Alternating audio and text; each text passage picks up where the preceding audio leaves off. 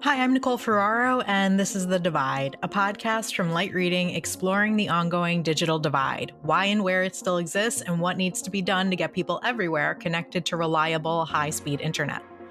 Today, I'm joined by Angela Siefer, Executive Director of the National Digital Inclusion Alliance, or NDIA. We discuss the Trump administration's abrupt and unlawful decision to terminate the $2.75 billion Digital Equity Act, which was passed in the 2021 bipartisan infrastructure law as a companion to the $42 billion BEAD program, which is also currently paused and under review by the Trump administration. We get into what the Digital Equity Act's cancellation means for organizations working to close the digital divide, what options are still available for fighting back and restoring Digital Equity Act funding, and much more. Angela, welcome back to the podcast. It's always great to see you, though the circumstances for today's conversation are not so great. But welcome back. How are you doing today? Today, I'm doing okay, Nicole. Thank you for having me. Thank you for having this conversation.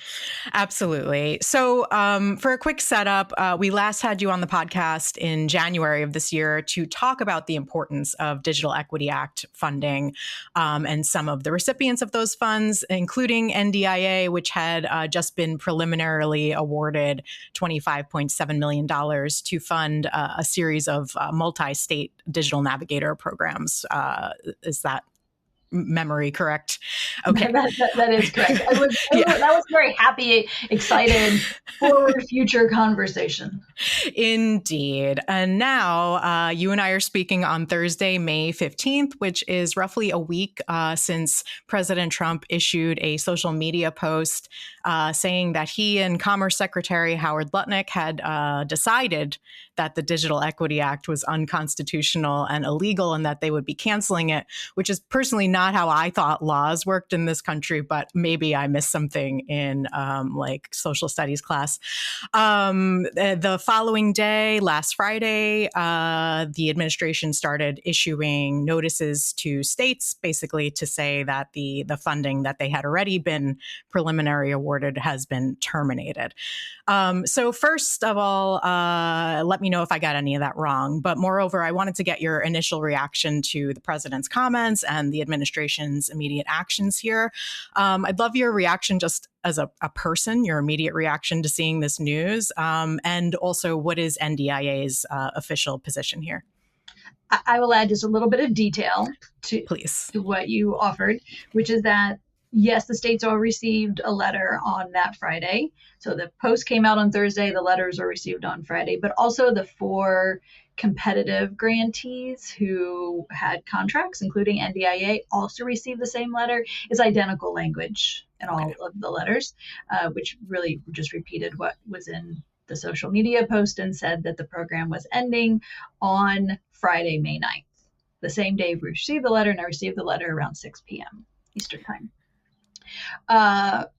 My response to it was a lot of curse words. Appropriate. I was in my child's school building, so it was really inappropriate. But then after, I had a second, this is not over. Mm-hmm. Because an administration does not actually have the authority to take away the funds. Congress only has the power of the purse, as they say. And so the funds are still there and it could be reinstated. This administration changes their minds pretty regularly. They could change their minds again. So that is a possibility. I think there's also a possibility that anyone who had a contract could issue a legal challenge. Mm-hmm. I think there's plenty of conversations going on around that possibility, and so we'll see. It is a huge waste. We already spent over the country. The United States spent $60 million mm-hmm. on digital equity / opportunity plans in every state and territory. That's amazing. That's incredible. We've never had that before, and that's a lot we can all work with. But the real potential was that the states would implement those plans with their capacity dollars, and the competitive funds would, when we submitted those proposals, we had to look at those plans and say, here's how what we intend to do, it meets the needs of these plans. Like, so those plans were going to really become reality, and that's all squashed right now. So what a waste. What a huge waste, all that time and effort. Yeah, a huge waste of time and effort. And also, I imagine those planning dollars were used to staff up offices to help implement these things. So, for an administration that maybe wants to beef up American jobs, in theory, this is not a super helpful way to do that, among a variety of other things going on. But can you, just to back up a little bit, talk a little bit about what these funds Sure. are intended to be for, and also where were we in the process? Because you guys had gotten your preliminary award just as the NTIA was sort of changing over and stuff. Just a brief background on where we were in this process. Yeah. So these funds were allocated in 2021 in the Infrastructure and Investment Jobs Act. The stakeholder engagement portion of the Digital Equity Act took time. It took time for the states to all staff up. All of that took time. Plus, we all know deployment always seems to be a higher priority rather than digital equity, which is, real people using the tools. So that all took a bit of time to get going. But then the timeline then was that we were at a point where every state and territory had their plans, which is one bucket of the money. The next bucket of the money was capacity. So four of the states already determined who the grantees were going to be in their states. The others were all in process of issuing requests for proposals to figure out how that money would be spent. And they all had staffed up, which was amazing. So one of the things we're losing is that expertise at the state level. And then that third bucket was the competitive, which proposals had been submitted for a portion of the funds. 65 organizations had been recommended for award. 4 of those had received contracts.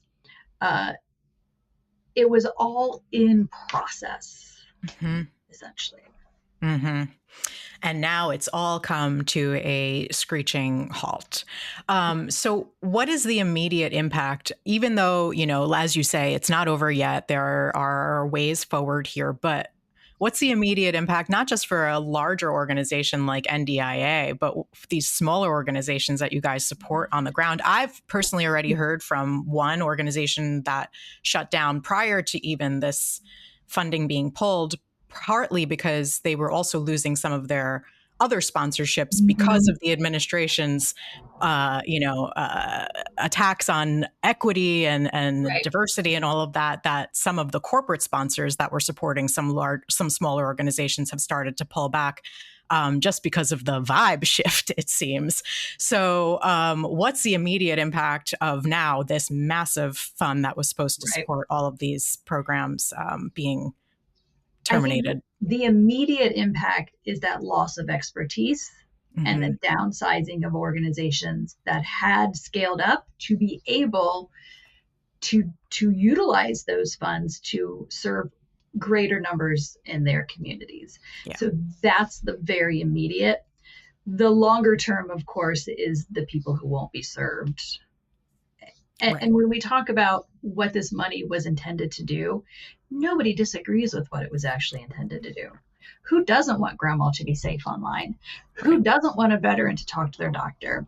Yes, people are like, yes, of course. NDIA was going into Republican offices and they're all like, yeah, the word equity, for us is a problem, but the work that you're doing seems like a good idea. Right? Nobody was like, oh, this is terrible. So we're not controversial. This work is not controversial. And now all of a sudden, because the word equity is in there and one of the 8 populations to be served is racial and ethnic minorities, one of 8, then they've determined that it's unconstitutional and racist. It makes 0 sense. Yeah, I mean, it's extremely frustrating to even have to subsist in dialogue about whether a program to help certain populations that have been left out is racist. It's insane. Right. Yeah, no, how dare we? help those who Yeah. have been systematically and historically left out of any of these advantages. Yeah. Yeah, this is crazy making, just to even have to talk about. And I also noticed that the NTIA has stripped its website of all of the announcements of Digital Equity Act funding. We noticed also. Perhaps to hide some quotes from Republican governors, maybe that were mentioned in those press releases, saying how excited they were for these funds. Finding those quotes are harder to locate right now. What are you guys? So what does triage look like at your organization right now? In addition, I'm sure, to fielding panicked phone calls, what is it? Right. How did your work change a week ago today?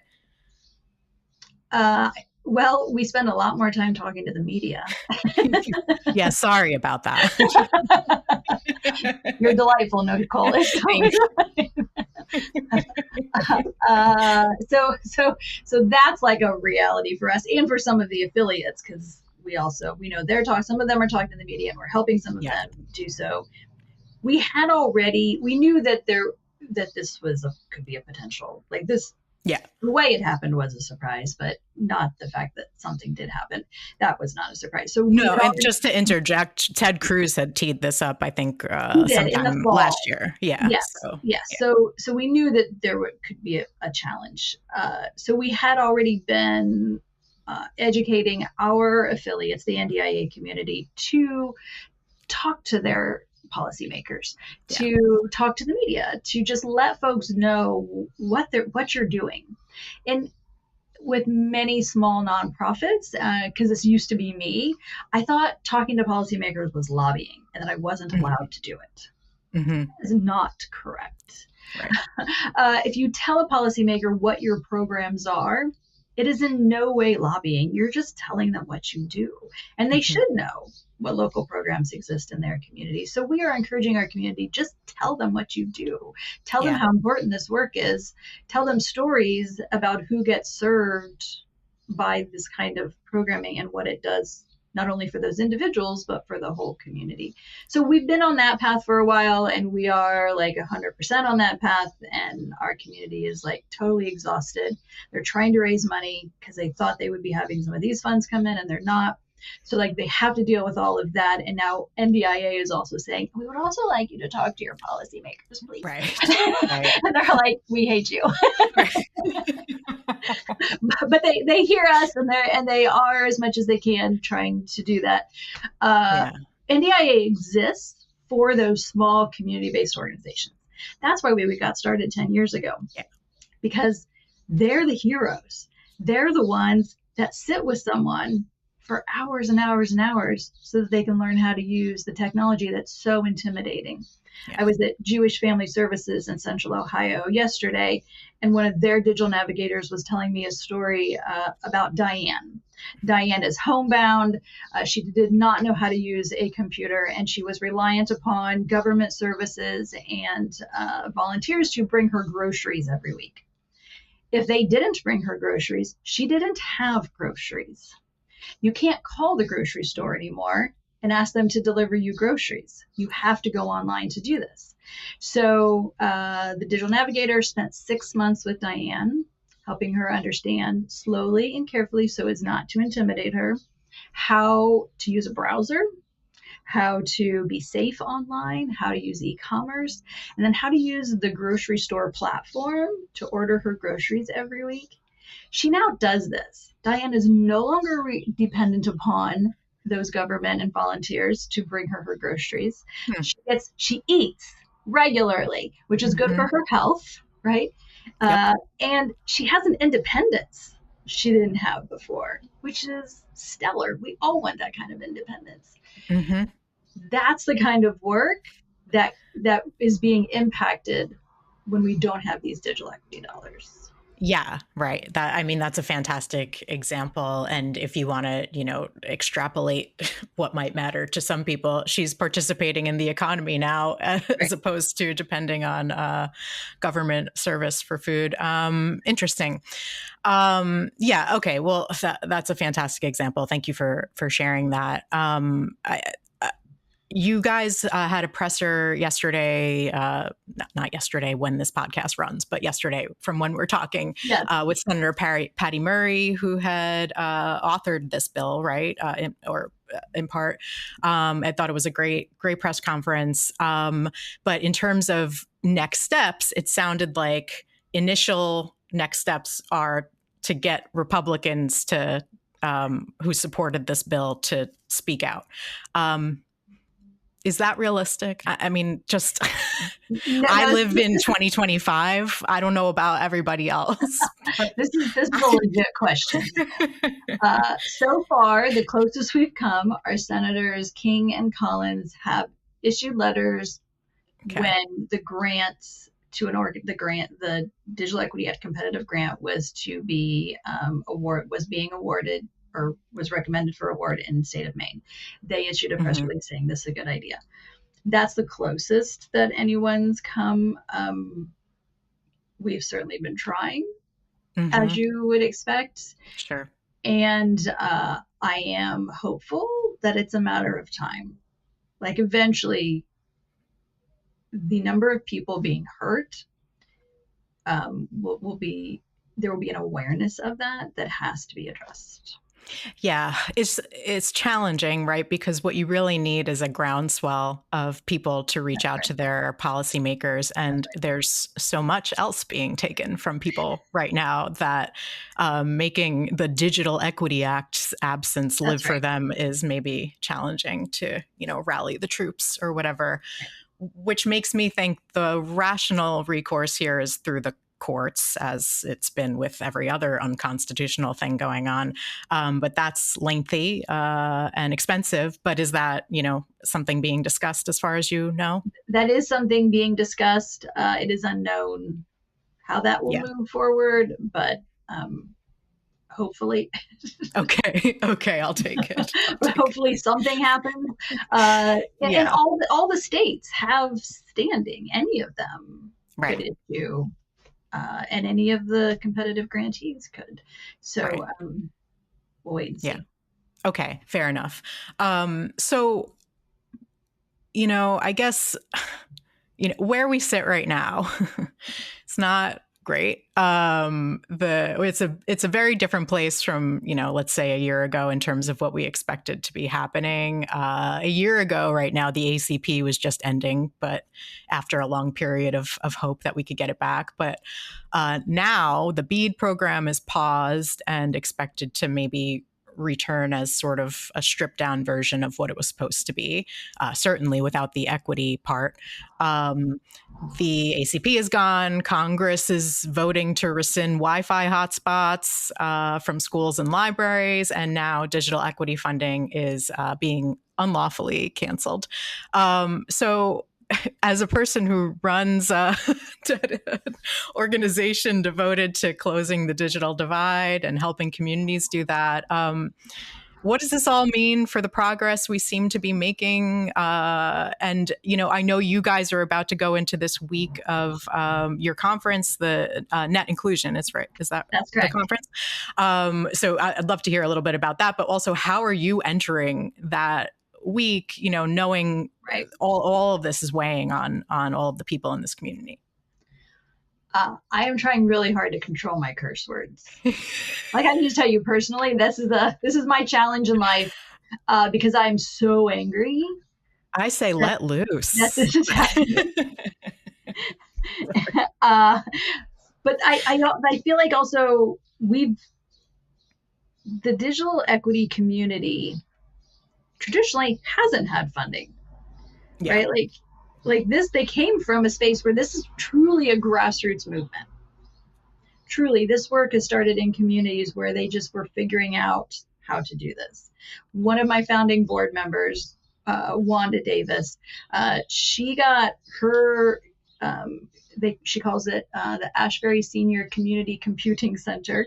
It's about 20 years old, and it got started because her mom had gone to the doctor, and a nurse sat her mom in front of a computer, and then she later found her mom sitting there, and she said, "Mom, what are you doing?" "I don't know. The nurse put me here." Like that. And then Wanda was like, "I have to solve this in my community." So on the east side of Cleveland, that's where this work has come from. People like Wanda who are like, "I have to address this because it's my community being impacted," who's just sitting blankly in front of computers and not being able to move forward. So that kind of dedication in their communities, what I'm fearful of is that Wanda will have to return to the way she used to have to operate, which was sometimes her staff members were getting paid and sometimes they were volunteers. Mm-hmm. That is a terrible way to operate a business. A 501c3 is a business, and that's what some of this will return to. I'm also I'm fearful for what will occur in those local communities. I'm also fearful for what happens to our whole country, right? We talk about global competitiveness. A population that doesn't have digital skills to stay safe, let alone reach for the next new job and thrive with digital tools, that's not global competitiveness, right? That's setting us way far behind. So there's much to fear, but there's also, going into next week with the NDIA community, there will be a lot of lifting each other up.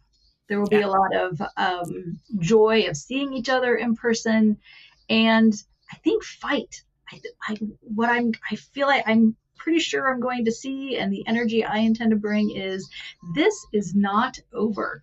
Mm-hmm. The administration does not actually have the authority to cancel grant funds that Congress has allocated. Correct. We are not done here.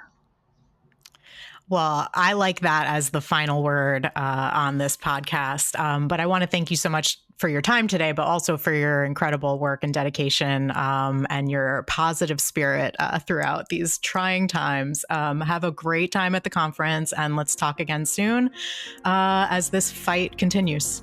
Thank you, Nicole. Thank you again, Angela, for joining me. Thank you as well to Pierre Landriau for editing this episode. Be sure to subscribe to the Light Reading Podcast for more episodes of The Divide, as well as interviews and insights from the Light Reading team. Thank you for listening. We'll see you next time.